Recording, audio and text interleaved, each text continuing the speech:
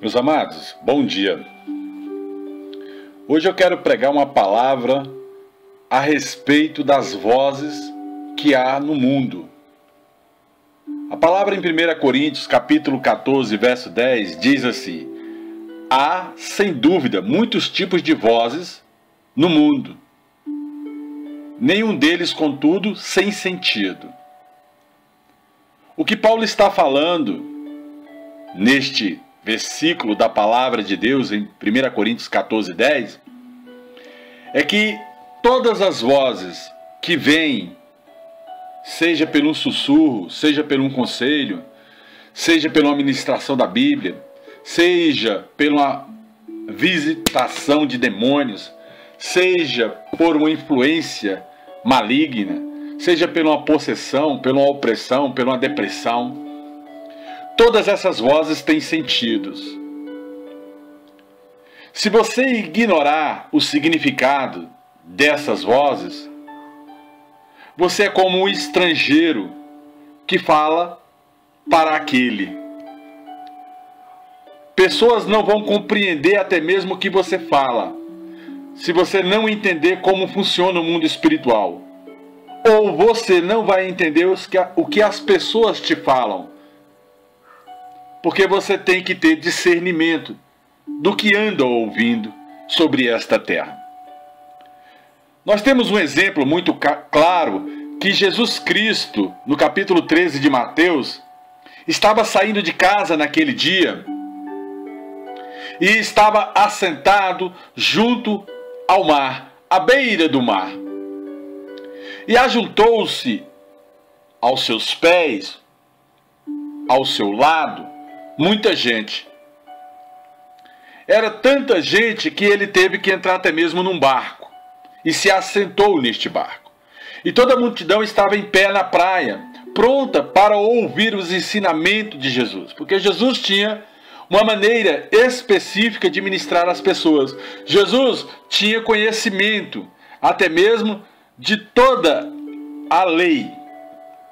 Jesus era douto. Jesus já ministrava desde os 12 anos a palavra do Senhor Deus Altíssimo, seja dentro da casa do Senhor ou até mesmo pelo poder do nome do Senhor Jesus Cristo de Nazaré, nas ruas, nas praças, dentro de barcos. E ele falou muitas coisas por parábolas naquele dia, dizendo: eis que o semeador saiu a semear. E quando ele semeava, uma parte caiu ao pé do caminho, e as aves de rapina vieram e comeram. Amados, a palavra do Senhor diz que o único caminho, a única verdade e a única vida é Jesus Cristo de Nazaré. Ninguém vem ao Pai a não ser por mim. Quando você vai ao altar semear a sua semente, colocar no altar o seu dízimo, a sua oferta, ou até mesmo ouvir um conselho, ou ouvir uma ministração que está nesse altar, você tem que entender se esse altar ele é ave de rapina ou não. O que é uma ave de rapina? A ave de rapina é aquela que só quer comer a semente, é aquela que quer roubar. A mente dela já é específica para o roubo. Ela não está interessada nas condições espirituais da igreja, em si, em sugar a ovelha mais fraca. A ave de rapina, ela só quer sugar. Ela tem um espírito de dadar. Dadar e me dar. Tudo para ela é: venha a nós o vosso reino e a sua justiça nada.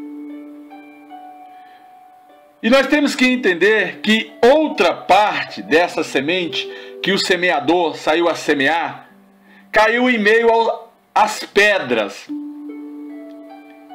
onde não havia terra bastante, e logo secou, porque não tinha terra funda.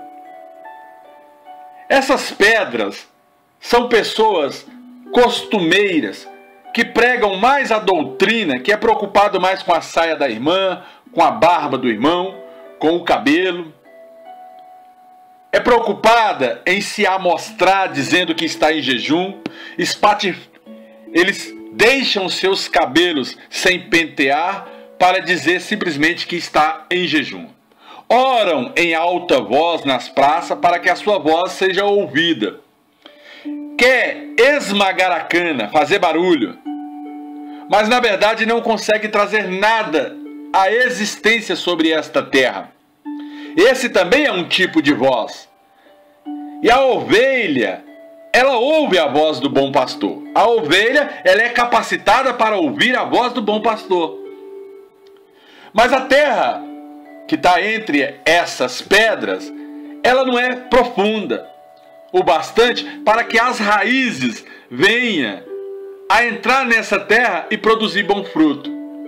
As pessoas que entram nesse tipo de igreja, elas passam até um tempo dentro desta igreja, mas ela não consegue permanecer nesta igreja por causa da dureza, do espírito, por causa da preocupação mais com as coisas do mundo do que até mesmo com a própria palavra de Deus. Porque a palavra de Deus nos diz, vida e vida com abundância. Eis que vos dou a minha paz.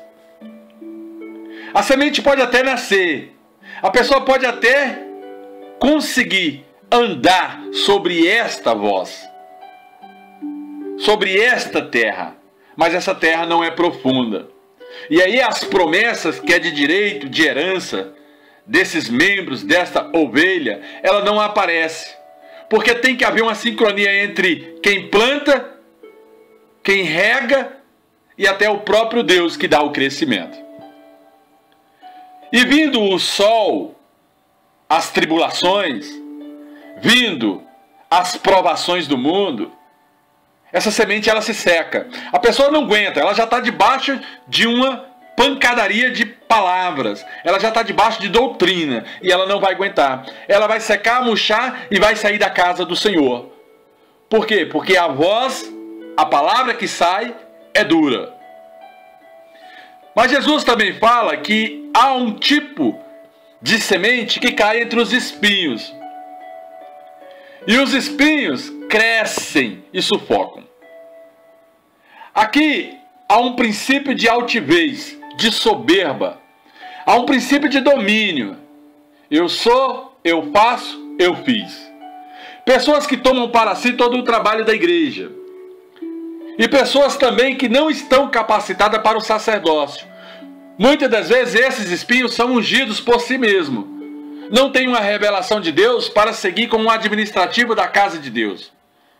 Não tem uma revelação de Deus dos seus dons ou de uma consagração de altar. Não entendem como funciona a casa do Senhor. E esses espinhos, eles sufocam essas ovelhas que estão chegando, porque não conseguem ministrar o evangelho do Senhor Jesus Cristo de Nazaré.